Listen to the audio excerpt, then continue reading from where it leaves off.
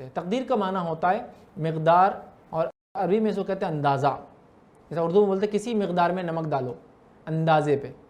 तो तकदीर का माना होता है अंदाज़ा, ये अरबी में यही माना है उसका। लेकिन जब ये मामला अल्लाह के ताल्लुक़ से बोला जाता है तो अल्लाह का अंदाज़ा भी 100% होता है। समझ आया? अल्लाह का अंदाज़ा भी 100% होता है। अच्छा, तकदीर एक छुपी हुई चीज़ है और कुरान और सुन्नत एक खुली हुई चीज़ है। कुरान में अल्लाह रब्बुल इज़्ज़त ने सूरह आला में कहा वल्लज़ी क़द्दरा फ़हदा, तकदीर लिखी और हिदायत दी। वल्लज़ी क़द्दरा, उसकी तकदीर लिख दी क्या है, फ़हदा, और फिर हिदायत भी दी उसको। अगर तकदीर का माना ये होता है कि जो इसमें लिखा हुआ है वही होना है, तो फिर हिदायत देने की ज़रूरत क्या थी? कुरान भेजने की या अंबियाओं को भेजने की और किताबों को भेजने की नीड ही नहीं थी ना। तय था कि नूह की कौम के इतने लोग जन्नती, इतने जहन्नुमी। अच्छा, दुनिया में भेजने की क्या ज़रूरत थी? आलम अरवाह में जमा करता, तुम जन्नत चले जाओ, तुम जहन्नुम चले जाओ। तो लोग क्या बोलते? बोलिए, लोग बोलते अल्लाह वो जन्नत में क्यों गए वो भी समझ में नहीं आ रहा, जन्नतियों को भी नहीं मालूम क्यों गए। जो जहन्नुम में गए बोलते अल्लाह हमको समझ में ना, हमें क्यों डाले गए। ठीक है, तो अल्लाह ने कहा दुनिया में जाओ, जो मैंने लिखा है तुम वो करने वाले हो। अब अल्लाह ने क्यों लिखा वो भी आप समझ लें। एक टीचर होता है स्कूल का, वो एक बच्चे को पढ़ाता है पहली से लेकर 10वीं तक। 10वीं में वो पेरेंट्स को बुला के बोलते हैं टीचर कि ये बच्चा जो आपका है ना 75% तक ला लेगा, ये बच्चा 90 लाएंगा आपका, लेकिन अगर थोड़ी मेहनत किया ना तो 92 ला लेगा।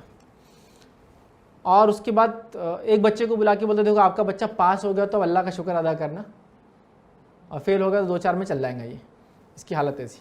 बच्चे गए एग्ज़ाम दिए, 90 वाला वाक़ई में 90 से ऊपर ला लिया, 91 ला लिया, और 75 वाले ने 70-72 तो करीब करीब ला लिया, और वो एक फेल हो गया।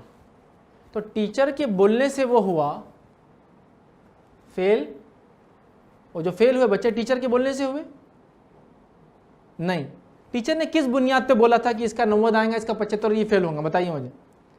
10 साल का तजुर्बा जो बच्चों के साथ है, तो टीचर को अंदाज़ा आ गया, तकदीर बोलते हैं उसको अरबी में, अंदाज़ा आ गया कि बच्चे क्या करेंगे। तो रब्बुल इज़्ज़त ने जो एक मखलूक बनाई, जब वो दुनिया में भेजने वाला था, उसको पूरा मालूम था कि ये जाकर क्या करेंगी। तो क्या करेंगी बोल के लिख दिया बोल के नहीं करेंगी, दोनों में फ़र्क है। आप यहाँ खड़े हैं, एक आदमी आपके सामने आया, गाड़ी को स्टार्ट किया और चला गया, तो आप देख रहे थे बोल के उसने वो किया, या वो कर रहा था बोल के आपने देखे? आप कहेंगे वो कर रहा था बोल के मैंने देखा, मेरे देखने की वजह से थोड़ी उसने गाड़ी स्टार्ट करी, इन्हों देख रहे से गाड़ी स्टार्ट करो और भाग जाओ। वो कर रहा था, मैं देख रहा था। तो अल्लाह ताला को मालूम था उसकी मखलूक क्या करने वाली है, वो उसने लिख दिया। जब एक टीचर 10 साल किसी बच्चे को पढ़ाकर अंदाज़ा लगा सकती है बच्चा क्या रिजल्ट लाएगा, तो रब्बुल इज़्ज़त को यकीन बिल्कुल पूरा 100% पता है जब मैं अपनी मखलूक को दुनिया में भेजूंगा तो क्या करके आएगा। तो लिखा हुआ है बोल के नहीं करेंगे, करने वाले थे बोल के लिखा हुआ है।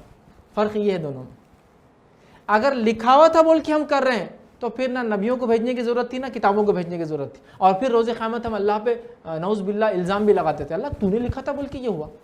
लेकिन पूरे कुरान का मुताला कर लीजिए और पूरी हदीस का मुताला कर लीजिए, कहीं भी एक भी काफिर अल्लाह के ऊपर दावा नहीं करने वाला कि अल्लाह तेरे वजह से हुआ। सब बोलने वाले हमारी गलती थी, हमारी गलती थी, हमारी गलती थी। क्यों? उनको पता था कि ये उनकी गलती थी। अगर तकदीर की वजह से होता तो वहाँ बोलते थे ज़रूर कि अल्लाह तूने तकदीर में लिखा था बल्कि एक भी नहीं बोलने वाला। तो पता चला रब्बुल इज़्ज़त ने जब मखलूक पैदा की तो उसको पता था उसकी मखलूक क्या करने वाली है, तो उसने वो चीज़ लिख दी।